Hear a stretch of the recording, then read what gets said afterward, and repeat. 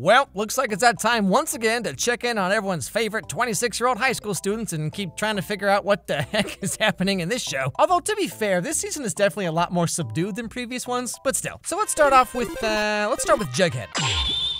But before that, really quick, this video is brought to you by Skillshare. Skillshare is basically a huge online community where you can learn pretty much any skill you could ever want to, hence the name. Now, I get a lot of questions from you guys, mostly questions like, why is your voice so annoying? But also, I get a lot of people asking me how to start editing their own videos, or how to learn animation, how to learn motion graphics, that kind of stuff. Well, Skillshare is the place you want to go. They have all kinds of classes about how to learn Premiere Pro, or how to design animated characters, or this amazing class in character illustration from Gabriel Piccolo about how to draw like faces and bodies, clothes, hair, all that kind of stuff, which is something I'm really trying to work on because like all my characters have the exact same hairstyle. Yeah. Now get this, everyone who signs up using my link down below get 2 months unlimited access for free. And then it's just $10 a month after that. And it's not just creative stuff, okay? They got business classes, finance classes, self-improvement classes, really anything. So if you're ready to start learning that skill you always wanted to, this is your chance. Click my link below, sign up, and get started today. Okay, back to the show. Now, as you may recall, Jughead's going to this like rich kid high school where all you do is just like sit in a circle and talk about how your favorite thing is better than everyone else's favorite thing, and they're not as smart as you because their favorite thing is dumber than your favorite thing. I mean, it's basically just like the internet in real life. I don't know why you would choose to be here, but whatever. Jughead, which of your favorite horror writers did you bring in to share? I brought the collected works of H.P. Lovecraft. There's nothing scary about Lovecraft. Says the guy that brought in the Raven. Now, over the course of the next few episodes, Jughead starts to uncover a secret about his grandfather, who also went to the same school like 50 some odd years ago. Excuse me, Mr. DuPont. Did you happen to know my grandfather? Forsyth Jones the First? That is why you look familiar. Your grandfather was an excellent writer. So this guy's like this famous author or whatever, and of course Jughead loves his books because at some point the writers of the show changed him from a movie guy to a book guy, so I don't even know what to believe anymore, but whatever. Now Jughead looks at some of his grandfather's old writings from when he was at the same school and starts to realize that his grandfather was the one who actually wrote the first book in this series, not the other guy who's been taking all the credit. Betty, this is totally the same writing. The syntax, the word choice, even the character names. This was written years before the first Baxter Brothers book.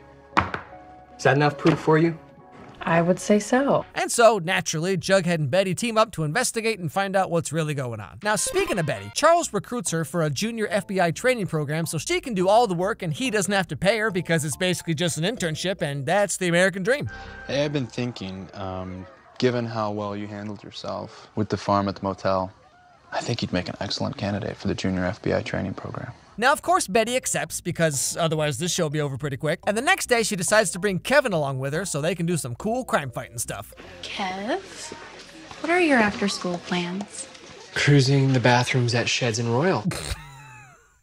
I'm sorry, you know, the way Kevin describes it, it's like being gay in a small town kind of just sounds like you're playing Pokemon Go or something. Okay, so first I'm gonna try the bathrooms at the mall, see if I can find anything worthwhile. And then this one guy told me that he heard this other guy talking about how on Thursdays you can sometimes find a couple shinies down by the water fountain at the park. Either way, I'm hoping I can at least get a couple guys together to help me take down the raid boss down at 7-Eleven. What? But like really though, the amount of work some of these guys have to go through is pretty mind-boggling when I think about me on like Bumble or whatever, just being like, well, I could ask her on a date, but then I'd have to take a shower, so now I'll just keep watching gargoyles. Anyway, so Kevin and Betty start taking this FBI class, and after learning how to identify which of these guys is subscribed to Belle Delphine's Patreon, Betty gets an idea. I'm serious, Kevin. The only places I've ever seen him are Pop's, my house, and the FBI office.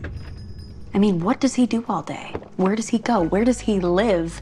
And again, why is he still in Riverdale? Now, at first, she can't find anything really suspicious about him, so she goes to talk to Chick, who was arrested last season for being the Gargoyle King. And if you recall from season 2, Chick and Charles used to have a little thing going on, you know what I'm saying? I want to know about Charles. Is it true that you lived together at the Last Resort Youth Hostel? We were doing jingle jangle. Jingle jangle. Can you believe that was a real thing in this show? Anyway. A little too much. And things got out of control. Charles snapped. It was like some darkness took over. So Chick tells her this story about how Charles might be like a psychopath or whatever, and Betty isn't sure what to believe. But right after this, we get some news that Chick called his lawyer and told them about everything that happened back in season 2. You know, with the guy that Betty's mom bopped on the head and then FB had to deal with the body and all that stuff. But Charles ends up helping them take care of the body and everything, so Betty starts to think like, you know, maybe he's not such a bad guy after all. Hey, how'd it all go? Smooth as cream, babe.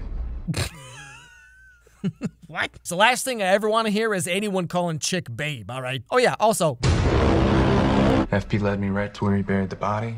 We moved what was left, and everyone was appropriately grateful. they were working together the whole time? All right, so now let's go and check out what's going on with Archie. So Archie turned his boxing gym into a halfway house for rowdy kids and to keep them off the street and away from this guy, Dodger, who's basically just that guy in every small town who's like in his mid-20s and still hangs around his old high school trying to pick up 17-year-olds, you know, like, hey ladies, anyone want to take a ride in my 1998 Toyota Corolla? I got a buddy who works at Hot Topic, I can get you a discount. Anyway, so this Dodger guy keeps bothering Archie and tells him to stop hanging out with these little kids because he wants to hang out with them instead, and Archie's like, no.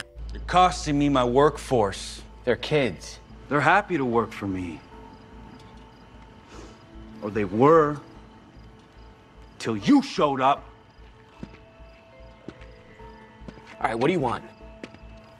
Huh? And so one day, because Archie realizes that he never actually goes to school and never has homework or has to study for anything, so he puts on a mask and decides to become a local superhero. They say every town gets the hero it deserves. Riverdale's was Archie Andrews. High school athlete by day, would-be crime fighter by night. I mean, seriously, what is even happening in this show? Archie can never just stick with one thing, you know, like first he wants to be a singer/guitar guy, and then he takes his shirt off like every 3 seconds just for the heck of it, and now he's Batman? This dude lives his life like a 5-year-old kid. Anyway, so this just goes on for a while, but whatever. Let's go back and let's check out Cheryl and Tony for just a little bit, because they don't do anything in this show whatsoever. So one day, this creepy doll-looking thing starts showing up just out of nowhere, and this is where we get to learn a little something about Cheryl and her brother Jason. It's not Jason. It's Julian. Your mother held 3 babies in her womb. Julian was to be your triplet.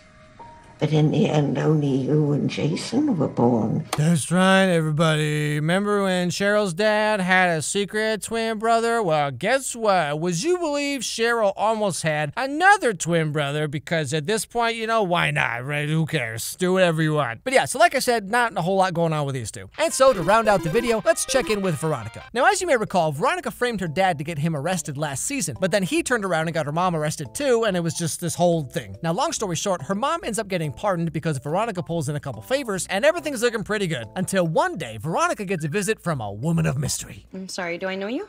No, but I'll tell you the same thing I told the federal prosecutor, that I'm a licensed private investigator, that I was hired by Hiram Lodge. You see, our father needed help. Our father? I'm Hiram's other daughter.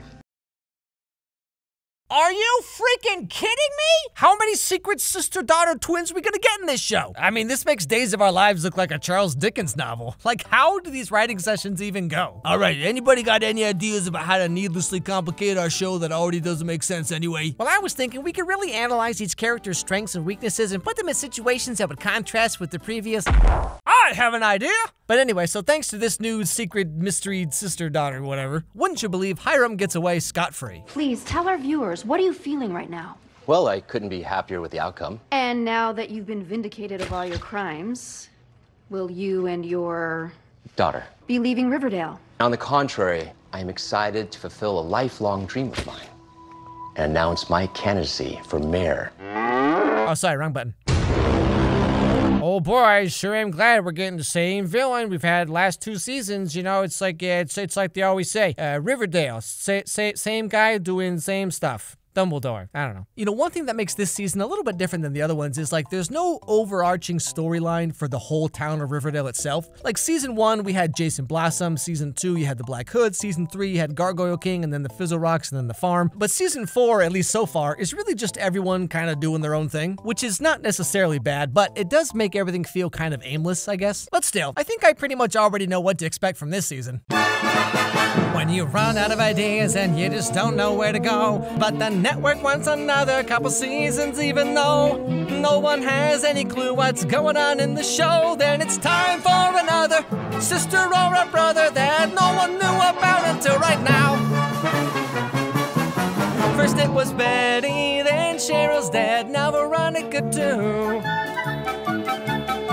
And Cheryl ate another twin brother in the womb. Someone actually wrote this, so get ready for another season of pure nonsense, where everyone who dies keeps coming back for 50 cents. And they all have secret sisters, brothers, and parents. And then see Veronica tickle Archie's tiny nipples. I mean, why do we keep watching Riverdale?